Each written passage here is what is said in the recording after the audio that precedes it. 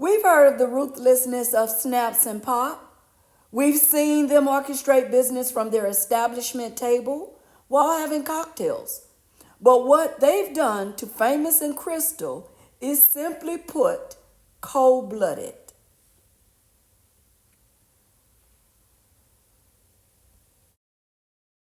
The season 4 Raising Kanan crew is at it again in episode 9.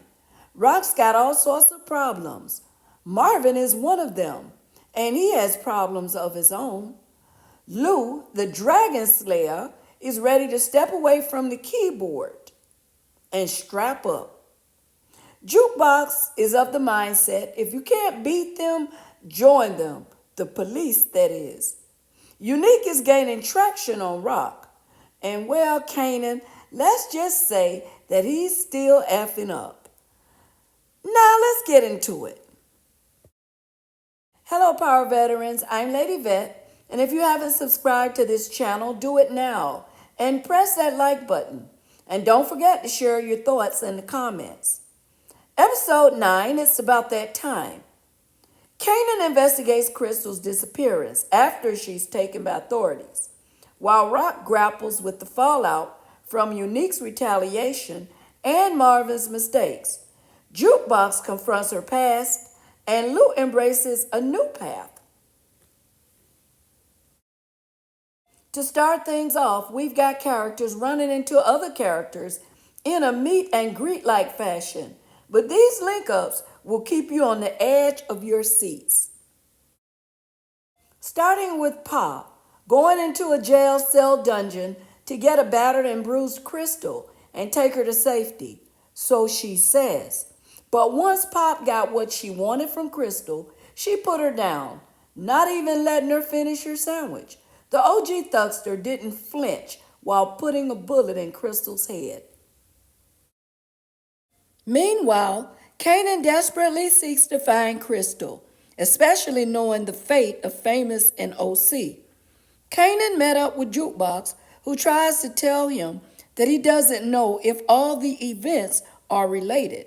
Kanan believes that it's all about him, but looks up to see Rock and asks Jukebox if she knew about Rock. With Kenyatta and Julius being put down, 2 detectives were in the studio questioning Lulu and Berilla. Lou had a backup/alibi by having Imani there. Unfortunately, not only was Imani taken by surprise, she also learned that the detectives discovered the weapon next to Kenyatta that was used in the Loa robbery. Needless to say, Imani wanted to get out of there. Lulu continued to look unbothered throughout questioning. Lulu, who once mentored Berilla in the studio, is about to have a sidekick in the streets. Jukebox is still trying to help Kanan with his reasoning skills when it comes to the deaths of Famous and OC and a missing Crystal. Jukebox had reinforcement come to their meet in the form of Raquel Thomas, much to Kanan's dissatisfaction. Surprisingly, Kanan stayed to hear Rock out for a minute, and Jukebox was low-key mediator. Rock talked about caring, and Kanan asked about Famous. Rock couldn't say nothing because she didn't know nothing. Kanan compared Rock's feelings for Famous to D-Wiz. Kanan missed the message, just as he did before, that D-Wiz was put down instead of him because of Buck 20. Rock went on to tell Kanan that Crystal came by to see her out of concern for him and that she's done fixing his mistakes. Somehow, Kanan wants to tie Crystal to Rock. Now, Marvin was about to start his day when Early approached him, accusing him of putting his cousin Londell down and threatening Marvin in the process.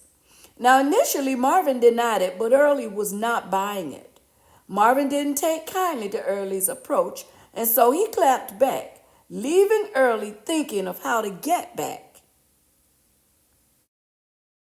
An angry Kanan found Purcell, Crystal's mother's boyfriend, doing some janitorial work. Kanan asked about Crystal and wanted some answers desperately, but Purcell had no answers. Kanan took his frustration out on the man and got a few kicks in, based on Crystal telling him that Purcell used to come into her room at night. Kanan left, still at square one. David was doing what he does at night. As he was hanging out, he decided to take a break and retreated into the nearest restroom to get high. E-Tone, one of Unique's New Jersey crew, was clocking David. E-Tone helped David join his mother and brother Terry as he lay in wait in the bathroom stall, later emerging to put David down. David's death was Unique's way of retaliating against Rock for putting Quan down.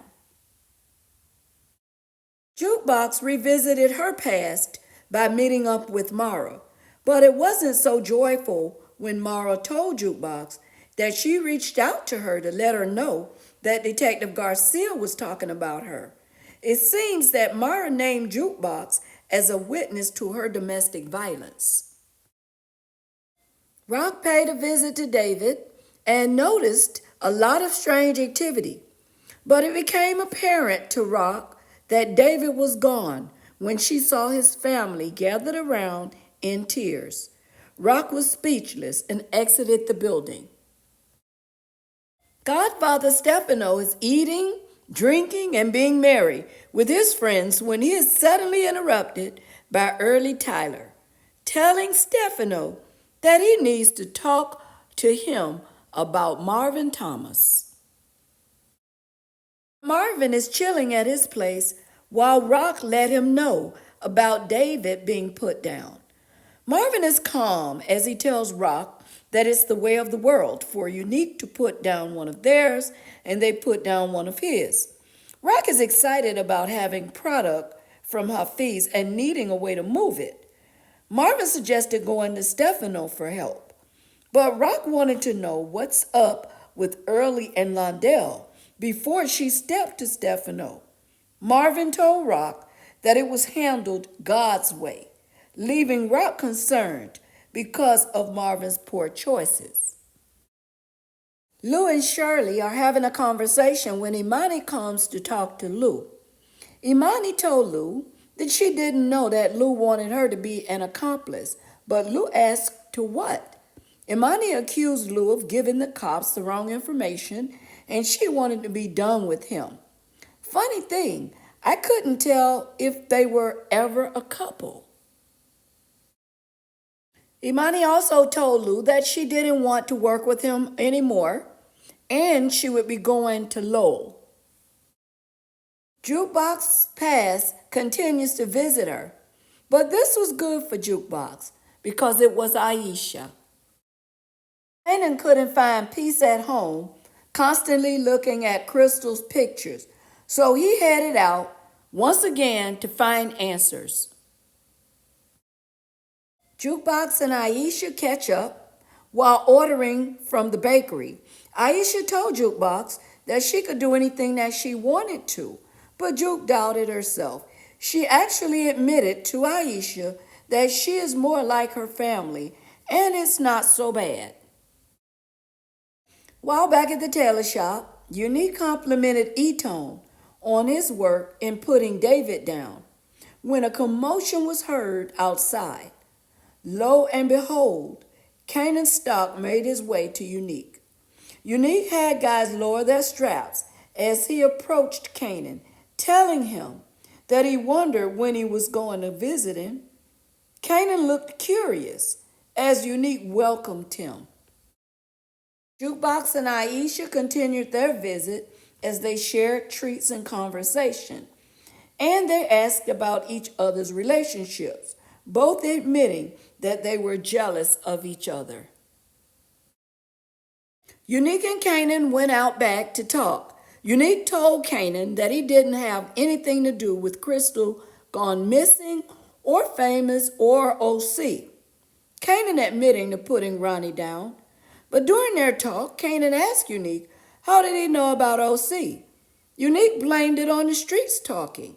Kanan didn't give it a second thought, nor did he consider that Crystal described Unique bumping into her at the stash. Kanan is so focused on Rock. But Rock isn't missing a beat. She's now clocking Kanan coming from the tailor shop. This match should be interesting. When Aisha and Jukebox left the bakery, they were approached by none other than Detective Garcia. Jukebox told Aisha to go home. Ironically, Garcia said that he's police and that Jukebox is safe with him. After Aisha left, Jukebox asked Garcia what did he want from her. He told her that he wanted her to do her civic duty and that he was going to keep showing up until she agreed to work with him. Akbar questioned Kanan's motives for coming to see Unique, but Unique don't want no smoke with who Kanan is connected to. Unique admitted that Kanan was up front when he told him about putting Ronnie down. Unique admitted to liking Kanan also, and that Kanan stood by his work. Rock and Marvin went to see Stefano for help moving the product. Stefano admitted to not knowing about David when Rock told him that she believes Unique made the call on his own. Stefano asked Marvin what he thought since he knows a thing or two about making a call on his own. Stefano agreed to help Rock in the short term, but she had to figure it out going forward. As they got ready to leave, Stefano asked Rock to stay behind, alone. Lou went to see Lowell, who wants no connection to Kenyatta's murder or anything tied into the robbery of his old house. Lou denied any knowledge, but Lowell asked why did Imani refuse to work with him. Lou told him to ask her. Then Lou went on to tell Lowell that he's a street guy and he does street stuff. Then Lou told Lowell that he was done. So now that Stefano has Rock alone to himself, he told her about Early's visit and that Early told him that Marvin okayed the hit. Rock told Stefano that he can't trust Early Tyler, but Stefano believed him. Rock stood up for Marvin without hesitation. Stefano attempted to flip the script by telling Rock that Marvin talked to him about replacing her, about stepping up and taking over her operation. Rock told Stefano that she didn't believe him. The lying Stefano told Rock that he was only trying to help Rock help herself. Meanwhile, Marvin's outside waiting for Rock and notices a school bus dropping a kid off across the street, reminding him of Amber. Needless to say, Rock is 38 mad when she left Stefano, making a beeline straight to Marvin, telling him that Early came through and told Stefano everything. Rock continued to her car, telling Marvin how he messed things up. Marvin stood by at a loss for words, but we know that Early was going to be with Londell real soon. Unique's got his own share of problems as he visited Phil Russo, who told him that he knows that Unique put David down and called him an idiot. Unique denied everything. Russo told Unique that he wasn't going with Unique against New York and his ghetto BS. Unique walked out claiming peace. Berilla went to see Lou after learning that Lou is done with Lowell. Berilla compared Lou to all the other music guys, but Lou reminded him that he was the one that got him out of jail. Berilla stressed that he needs work and he doesn't care what kind. Maybe they're done with music, but in my opinion, they'll be on the streets together. Marvin couldn't stop thinking about Amber, so he went to Amber's school only to find out that she hadn't been to school and that the foster parents had been calling the school to say that she's sick. Marvin got the address to where they lived. Jukebox went to check on Kanan to find that he's stressed out from calling several hospitals and no one has seen or heard from Crystal. Jukebox, wanting to help Kanan, tells him that she has someone that she could talk to who might be able to help them. Kanan agrees to anything that Jukebox can do. Meanwhile, Kanan tells her that he's headed to talk to Snaps and Pop. Marvin pulls up at Amber's foster parents' house. He's met with resistance from the foster parents. They made several attempts to close the door in Marvin's face, but he was persistent. The foster dad sent Marvin away, threatening to call the police. Marvin began to walk away when Amber yelled out for him. Marvin found Amber and the baby locked in a room. He killed the foster parents and told Amber to lie to the police. Jukebox waited across the street from the precinct for Detective Garcia. He came with information of a Jane Doe who Juke identified as Crystal. Garcia said that they had no leads, but he made it clear to Jukebox that now she owes him. Lulu went to Rock to ask back in the game. Rock wasn't buying what Lou was selling, but he continued to impress upon her that he is a dragon slayer with no dragons. Rock asked about all he went through about DeWiz and Scrappy and how it affected him. Lou believed now that he was messed up from liking that work too much. Rock told Lou that she's got work and he needed to strap up. Kanan went to Snaps and Pop, inquiring about Crystal, of which he said they heard nothing, but that they were about to reach out to him with news about Famous that they got from their police contact. Kanan took a seat to hear the two snake thucksters lie about Rock putting Famous down. The entire episode was lit. The highlight of this episode for me was the final moments. The moment when Unique stared at the man in the mirror and admired himself, rubbing his scarred face. But then Ricardo came to report that Unique had two visitors, patted down and clean. In walked Raquel Thomas and the Dragon Slayer. Rock told Unique that they needed to talk.